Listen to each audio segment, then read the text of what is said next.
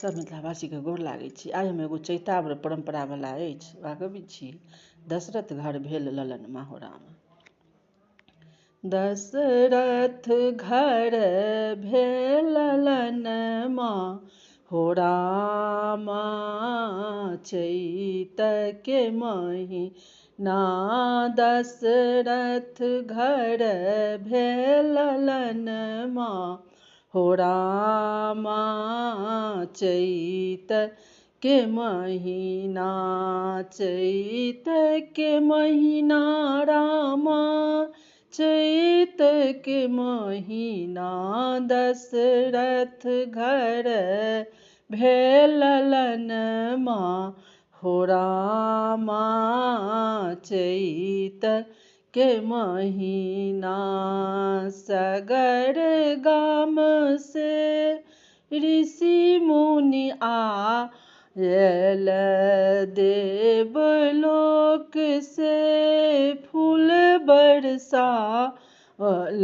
सगर गाम से ऋषि मुनि आयल। स्वर्ग लोक से पुष्प बरसावल। गाम गाम घस चंदन माहो रामा। चैत के महीना गाम गाम घस चंदन माहो रामा। चैत के महीना चैत के महीना रामा। चैत के महीना दशरथ घर भेल ललन माहो रामा। चैत के महीना बाग बगीचा फूल फुलायल। वन में कोयलिया गीत सुनावल। बाग बगीचा फूल फुलायल। वन में कोयलिया गीत सुनावल। मीठी मीठी बाजे बहरिया हो रामा। चैत के महीना मीठी मीठी बाजे बहरिया हो रामा। चैत के महीना चैत के महीना रामा। चैत के महीना दशरथ घर भेल ललन माहो रामा। चैत के महीना गुरु वशिष्ठ जी वेद सुनावथि। जगतपति के नाम उचारथि। गुरु वशिष्ठ जी नाम वेद सुनावथि। जगतपति के नाम उचारथि। विधि से लिखल विधन माहो रामा। विधि से लिखल विधन माहो रामा।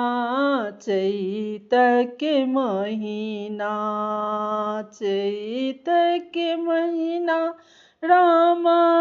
चैत के महीना दशरथ घर भेल ललन माहो रामा। चैत के महीना माता कौशल्या काजर लगावथि। थारी सजा के सुमित्रा आरती उतारथि। मातु कौशल्या काजर लगावथि थार सजा के सुमित्रा आरती उतारथि के कई बाटथि गगनमा हो रामा चैत के महीना के कई बाटथि गगनमा हो रामा चैत के महीना चैत के महीना रामा चैत के महीना दशरथ घर भेल ललनमा हो रामा